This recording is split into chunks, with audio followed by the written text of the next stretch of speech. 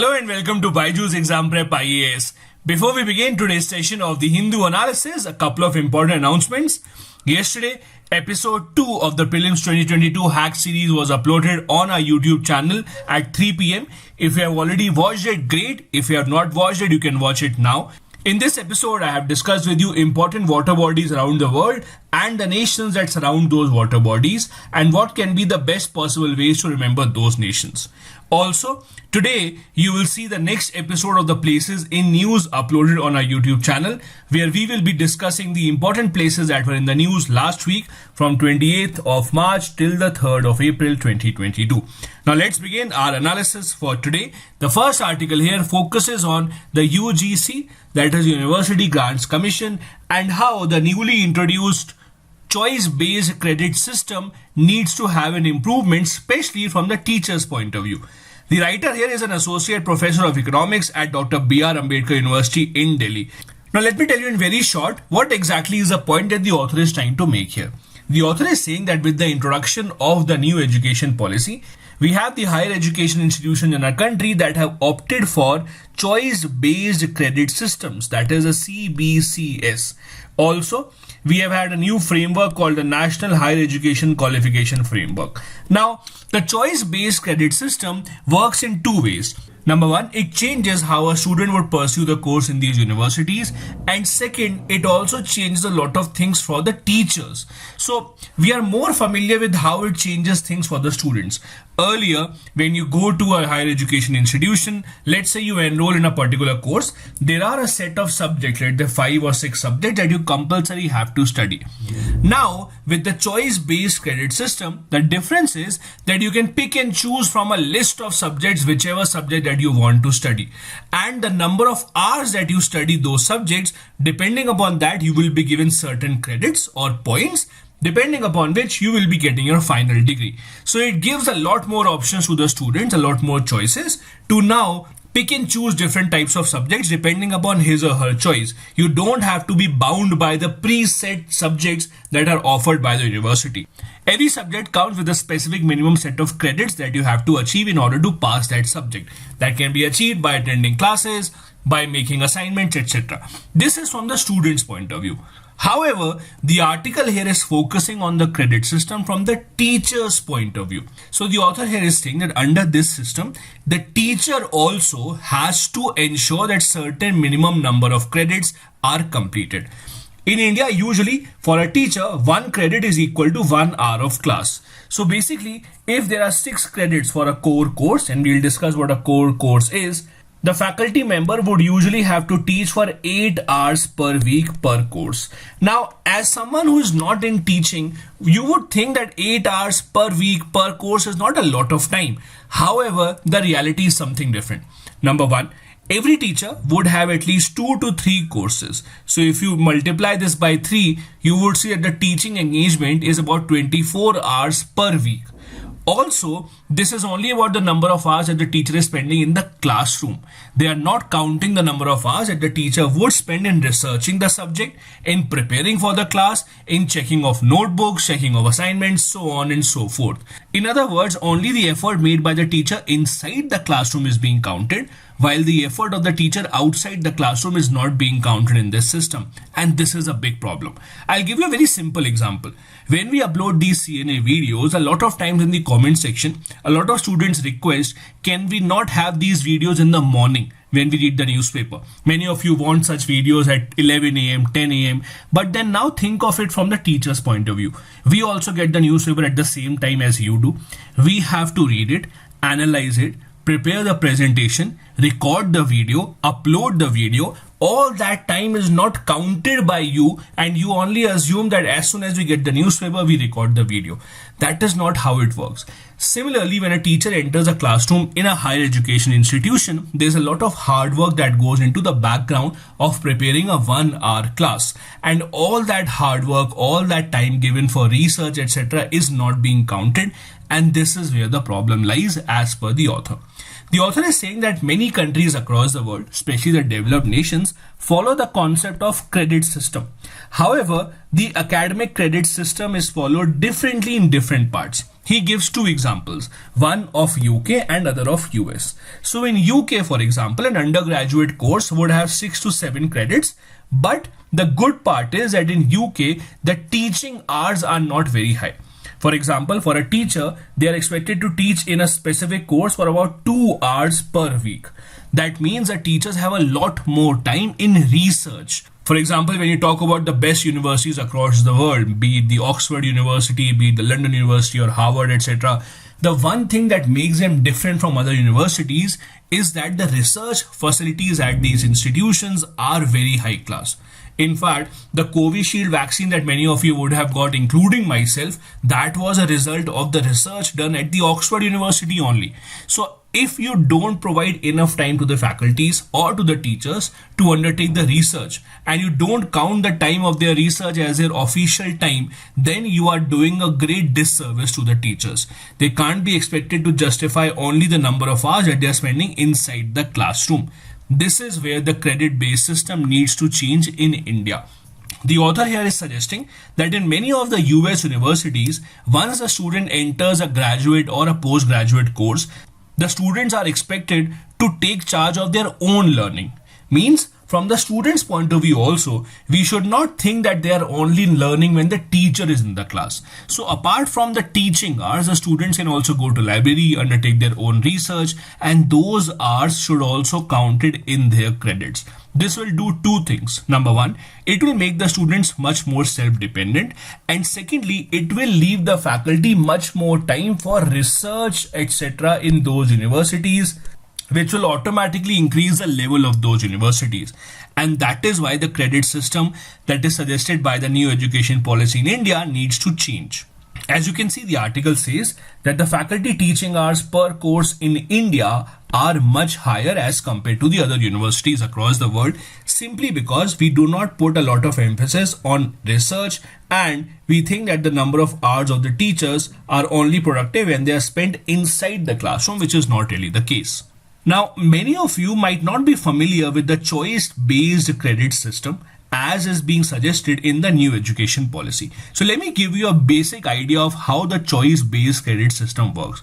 In simple terms, it gives many more choices to the students to take up courses. Let me give a very simple example. So when we were in class 12th, for example, if I wanted to take science side, the only option that I had was PCM, that is physics, chemistry and mathematics. What if I only wanted to study physics and not chemistry and not mathematics? There was no option for me to choose physics, economics and maybe some other art subject or history. There was no option like that at class 12th or at the undergraduate level also. This system changes that. You can pick and choose whichever subject that you are comfortable with, which you want to make a future in, and then you can attend those classes.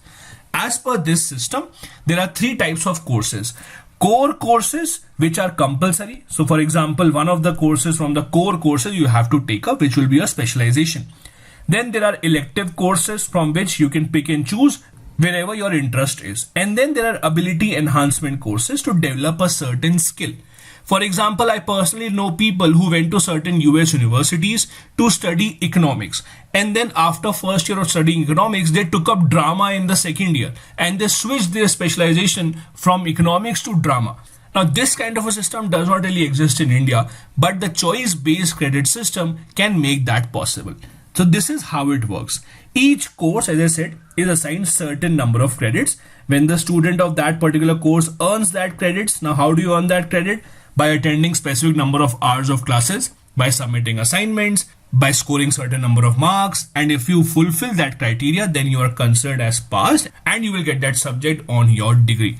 That is how it has always been working in Western countries such as US and UK, and we are also trying to move towards that particular system. But do understand, this system right now, as explained on your screen, is from the student's point of view. The article, however, is focusing on the teacher's point of view, that teachers are also expected to gain certain minimum number of credits every month or every week, and that puts a lot of pressure on them. So the article mainly is from the teacher's point of view.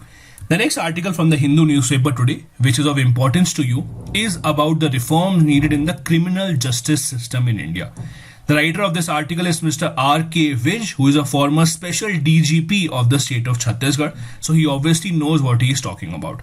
He's saying that last year, the Supreme Court of India took up a matter suo moto and said that there are a lot of deficiencies in our criminal trial system in India, mainly because there are different rules and different procedures followed by different states, and that all needs to change. We need to have one uniform system of investigation. We need to have one uniform system of how exactly does a police make note of certain complaints, so that the courts can easily decide on those matters. Because see, criminal cases can come to Supreme Court from different states. It can come from Chhattisgarh, from Jharkhand, from Bihar, UP, Karnataka, Tamil Nadu, etc. The court can't afford to understand every kind of a system that is followed in different states. The court wants the same kind of a system to followed in every single state, the same rules to be followed by everyone, which will improve the efficiency. That is why the Supreme Court issued certain necessary directions for all the states. The main pointers of those directions given by the Supreme Court were, number one, there should be a site plan. Now, what is a site plan?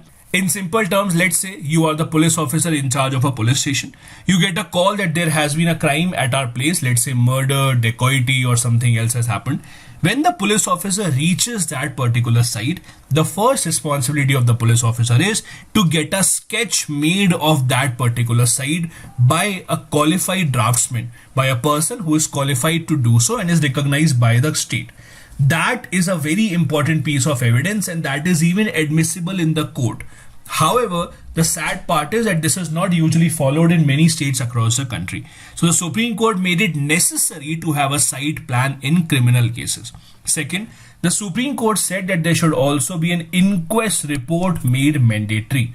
So an inquest report is specifically a report that is made to look into the causes of unnatural death. Unnatural death means, let's say a person has died of murder, has died of some unnatural activity such as violence being conducted on that particular person. In that case, what are the circumstances of that death? What can be the reasons behind it? All of that is written in the inquest report. And the third thing made mandatory by the Supreme Court in the directions is to have body sketches. Again, in case of a crime being committed, in case of a person losing his or her life, you have to make a sketch of the body also as a part of the post-mortem report, which would tell about all the body marks, all the cases, all the evidences of any violence being conducted on that particular body. Apart from that, the Supreme Court said that the prosecution and the investigation have to be different, and we'll discuss that just a bit later on. Now, these were the directives given by the Supreme Court last year, after which a lot of high courts and the state governments have notified these policy changes at different states with certain minor variations. Now let's go into the detail of one by one. Why is it that the Supreme Court said that these provisions are necessary and they have to be uniform? Let's first start with the site sketch. As I said, site sketch simply means that when the officer in charge reaches the site of crime for the first time, there has to be a sketch prepared of that site which shows all the details of the crime scene and collects evidence, etc. You would have also seen in movies that whenever the police reaches the crime scene, there are official photographers that go and they click photos from each and every angle. That is also considered as a site sketch. Now, for that, you need an expert to cover each and everything. You can't just take anyone with a mobile phone and ask him to click a video just because he made a good video the last time around. So the police needs to develop their own cadre of draftsmen, so that the evidence that is collected at the time of the site when the officer first reaches is authentic and can be used in the court later on. The second point mentioned by the Supreme Court was about the inquest report to ascertain whether the person has died of suspicious circumstances or unnatural death. This is required because when the police officer reaches the site of a crime and prima facie means by looking at it just at the first time, he thinks that there is a criminal offense, then the police can register the complaint by themselves without even the requirement of any formal complaint by anyone. So for example, if someone commits a crime, if someone commits a murder, then even if no one files a complaint to the police, it is the responsibility of the state to bring that to justice. I'll give you a very simple example. So there was this case of allegedly Salman Khan's car being driven by Salman Khan or driver or anyone, which jumped on the footpath and led to the death of certain people. Now, in return, even if Salman Khan or someone known to him offers money to the family of the people who died, even then the case cannot be taken out of the court. Why? because it is the responsibility of the state that in criminal cases there has to be justice delivered. So even if no one files a complaint, or if someone tries to withdraw the complaint against Salman Khan or other people involved in that particular case, that will not be allowed, because it is the state's responsibility to bring that case to justice. And that is why no formal complaint is required if you think that the death is due to unnatural causes. Also, the Supreme Court has directed that in case someone loses his or her life while being in the police custody, in that case, the investigation officer will inform the hospital to arrange all the photography and videography of the police station and to do a proper post-mortem examination of the person who has lost his or her life. Meaning that even at every police station, we should have trained photographers to make sure whatever happens inside the police station is recorded completely. Because there have been increasing number of cases of deaths in the police custody because of police atrocities, and that also cannot be ignored. Because there is no videography available, it gives a chance to the police to tamper with the evidence, and that is also something that the Supreme Court did not want to happen. Lastly, the Supreme Court said that apart from public prosecutors, there have to be other advocates appointed by the states that will help the police in investigation. Now let's understand who are public prosecutors. Let's take the same example of that Salman Khan case. So if, let's say, you or anyone else is driving a vehicle and you drive that vehicle on the footpath and someone gets killed. Now let's say the person who got killed, his or her family is very poor, because obviously they were sleeping on the footpath, so they can't really afford a lawyer. In that case, if that party cannot afford a lawyer, because it is the case of the state will appoint a lawyer, or the government will appoint a lawyer to bring this particular case to justice. That person is called a public prosecutor, who fights the case on behalf of the state. For example, you would have seen that when the Mumbai 1993 bomb blast cases were being heard, there was a very famous lawyer from Mumbai who was being appointed as a public prosecutor. His name was Mr. Ujjwal Nikam. If you actually see him, he also played the role of the public prosecutor in the 2008 Mumbai terror attacks. So when these terror attacks kind of a thing happen, no individual will come with a lawyer. It is the government's responsibility to give a lawyer. So in short, the public prosecutor's main responsibility is to hold the person guilty. Whoever is being accused of the crime, that person should be punished. That is the responsibility of the public prosecutor. Now what happens is, in the present system, the public prosecutor also advises the investigating officer, that is the police, of how to investigate the matter. Now this is a major conflict of interest. Public prosecutor on one hand is given the responsibility to ensure that punishment is given to the person who is accused. Rather than advising the police to have an unbiased investigation, he would want the investigation to go on in such a way that the accused person is the one that is caught for all the crimes. So there is a conflict of interest here. That is why the Supreme Court has said that the state governments should appoint other separate advocates to help the investigating officers during investigation, so that an unbiased investigation can go on. The court said that the role of public prosecutor is inside the court and not outside. They should not be conspiring with the police of how to make sure that the person gets maximum punishment. The role of police and public prosecutor should be separate from each other. Now, while this article is based on the directives given by the Supreme Court about the reforms in criminal justice last year, this is not the first time that the topic of reforms in criminal justice system in India has come up. If you look at the history of criminal justice system in India, you would see that the official criminal code of India was first drafted in 1860, when it was recommended by the first Law Commission of India of 1834. Now, the Code of Criminal Procedure, or CRPC as you call it, is the main legislation on which this entire criminal justice system in India is based. It was enacted in 1973 and came into force in 1974. Amongst the various issues in the criminal justice system in India are the huge pendency of cases in the courts across the country. Now, I would request you to go on Google after this and just search for National Judicial Data Grid, NJDG.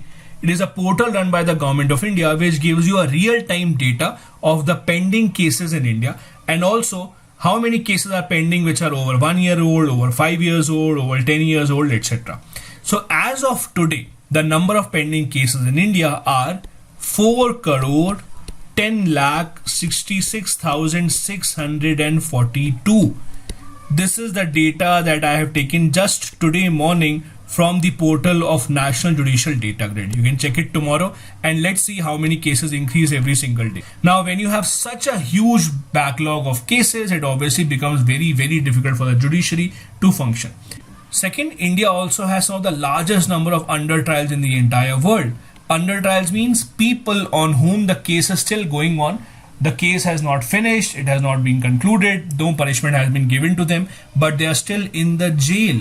They are called under trials. Because of this, our jail system is overburdened. The police and the authorities are not able to function efficiently, and the government also has to pay a lot of money for its maintenance. Then there are delay in the police reforms. In very simple terms, we have no specific difference between an investigating officer and an officer responsible for maintaining law and order. In simple terms, the same officer who is expected to take part in an encounter can tomorrow be sent to make security arrangements for a rally of a politician in the state. Or the same person can even be sent in smaller places to go and keep a check on the traffic. Now, all these things mean that there is no particular specialization of police officers in India. For example, if you see foreign movies or foreign dramas, you will see that certain police officers are called detectives. Detectives mean especially those police officers who are trained to resolve crimes, who are trained to collect evidences. So those police officers are different, and those police officers who have to maintain law and order are different in US, UK and these kind of countries. In India, we have not done that. We have overburdened the police, which is again a long pending police reforms that needs to be made. Many of our laws are still from the British era, which have to be changed. For example, the Parliament is still discussing and debating the Criminal Procedure Identification Bill, which dates back to 1920. And there are many such laws of those days that exist even today that also needs to change.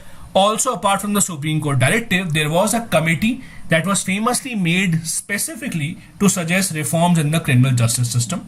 It was called the Malimat Committee of the year 2000. Some of the recommendations given by the committee include that we should also have the complete rights given to the accused. A person who is accused of a crime must be informed of his or her rights, how to enforce them, and who to approach if their rights are being denied.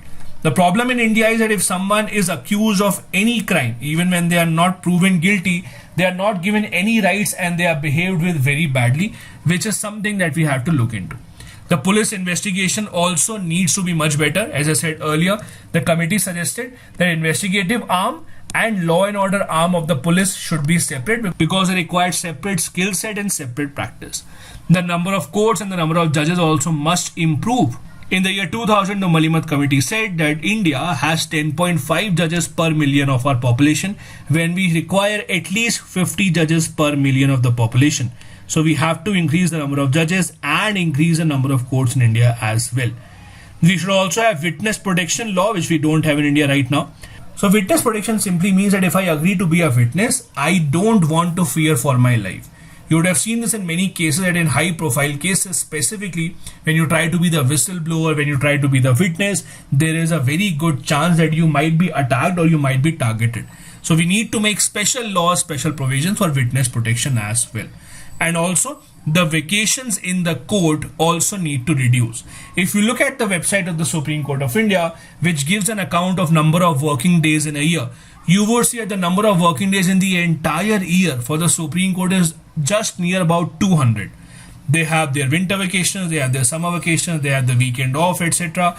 All this is a British era concept. When the British were here, because they were not used to our weather, they used to have long summer vacations. They used to have vacations for many other things because the judges wanted to go back to UK, to their families. All that needs to be changed because we have so many pending cases. But those again are reforms which have not been accepted, at least till now. The next interesting article is focusing on, that is, Alrosa of Russia. Alrosa of Russia is in the news because US has now imposed stricter sanctions on Alrosa. In fact, the US Treasury Department has officially said that Alrosa is the world's largest diamond mining company, which supplies 90% of Russia's rough diamonds. Now, how does it impact India? It impacts India because India imports a lot of diamonds because we have a large diamond polishing and diamond finishing industry in India. That is why we have a large import of rough diamonds, We bring them to their final shape and then we export it outside. Thus, these sanctions will directly impact India. And it is all the more important that these sanctions came up all of a sudden just a few days before the 2+2 meeting of India and US. In fact, diamonds have been the major component of India-Russia trade in the recent years, and that is why the US is trying to target that so that they can impact Russian economy even more. The Alrosa diamond mining company is owned by a person who is extremely close to Vladimir Putin, and that is why these sanctions are directed towards this company. America is saying that the diamonds from Alrosa should be defined as conflict diamonds now, and they should not be allowed anywhere throughout the world. We will discuss the concept of conflict diamonds also in just a bit. First, let's focus on how big is the Indian diamond industry and why is it a major problem for India now. As I said, India is the world's largest cutting and polishing center for diamonds, specifically concentrated in a few cities including Surat. About 90% of the polished diamond manufacturing globally happens in India. That is mainly because of high skilled labor in this industry that we have in India, extremely low cost and the best of the technology available anywhere throughout the world. As of Feb 2021, that is last year, India's gold and diamond trade made up about 5% of India's GDP and 14% of India's total merchandise export. That is why the government has also permitted 100% FDI in this sector through automatic route without any permission being required. And that is why the government of India has made even a higher aim of reaching $70 billion till 2025. However, with these sanctions on Alrosa, the path towards $70 billion might be a bumpy one. Now, the article says that the US is trying to ensure that the diamonds from Alrosa are called conflict diamonds. Now, what are conflict diamonds and how is this term used throughout the world? Now, a lot of diamond mines across the world are located in Africa and many other nations where the civil war is a very common occurrence. In fact, at a lot of these places, diamonds are illegally mined and the money that is used from them is used to finance these civil wars. It is used to finance the rules of many dictators. That is why there's a phrase that became common, that is the blood diamonds, which signifies that the people who are being forced to work in these diamond mines are working against their wishes. This is forced labor. They are threatened, and the money that is coming from these diamonds is used against these people only. These are called blood diamonds or conflict diamonds. So the nations across the world a few years back decided that we are committing not to import any blood diamond or conflict diamond so that we can isolate them from the world supply chain. India also has been a part of this. This entire initiative of eliminating conflict diamonds is called the Kimberley process. It is a protocol in the trade of diamonds that is a commitment to remove conflict diamonds from the global supply chain. Now, because India is such a major player in the diamond industry, India was also the head of the Kimberley process in 2019. Now, over the past few years, we have seen that nations such as Canada, US and even EU have been complaining that the Kimberley process is not very holistic and it only addresses a few issues and ignores the rest. And that is why they are demanding that diamonds coming from many other parts of the world should also be boycotted because they are conflict diamonds, which obviously India and other nations don't really agree to. According to these nations, armed groups are acquiring wealth through illegal control, bribery, extortion, etc. And all this is possible because of the diamond mining process, and nations such as India should stop the import of such diamonds. Next article that we have is about the world food prices that have now reached a new record level in the month of March owing to the still ongoing war between Ukraine and Russia. The UN Food Agency, that is a food and agriculture organization, has now given its number, saying that there is still an ongoing turmoil in the food market and the staple grains and edible oils are at an all-time high. The FAO releases its food price index, which tracks the globally traded food commodities, and said that it is at a very, very high price as compared to the earlier months. That is also mainly because Russia and Ukraine are major exporters of commodities such as wheat, corn, barley, sunflower oil, which is used all across the world as a staple food. Considering that Ukraine is still under conflict, it has been estimated that 20% of Ukraine's winter crop area will not be harvested, and this is still a number that can go much higher. That is why FAO has estimated the world wheat production in 2022 will be lower as compared to the last month, from 790 millions to 784 million tons.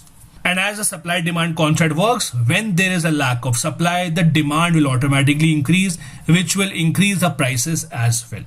Now, the Food and Agriculture Organization is a key organization of the UN that plays a major role across the world to defeat hunger. It is one of the UN food aid organizations with its sister bodies such as the World Food Programme and the International Fund for Agricultural Development. By the way, if you remember, the World Food Programme was awarded the Nobel Peace Prize of 2020 for its efforts to combat hunger. Now, it has taken a lot of initiatives across the world, that is the FAO, including globally important agriculture heritage systems, monitoring of the problem of desert locust that has been affecting vegetation across the world, including India. They have also come up with the International Treaty on Plant Genetic Resources for Food and Agriculture, etc.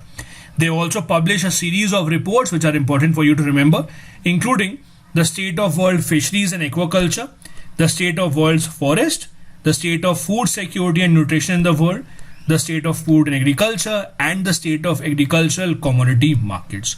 All these are important publications of the FAO. Now, the article also makes a mention of the World Food Price Index. This is an index that was introduced in 1996 by the FAO. It is a measure of the monthly change in international prices of a basket of food commodities. It mainly takes into consideration the prices of cereals, oilseeds, dairy products, meat, and sugar. The base period used by the index is of 2014 to 2016. These are all the articles we wanted to discuss on the Hindu newspaper today. Now, a couple of practice questions. Number 1. The criminal justice system in India faces multiple lacunae. Elaborate on these lacunae and suggest measures to eliminate them. Second, explain the University Grant Commission's choice-based credit system. How would this impact the students and the teachers? Both these questions have to be answered within 250 words each. Thank you so much for watching the video.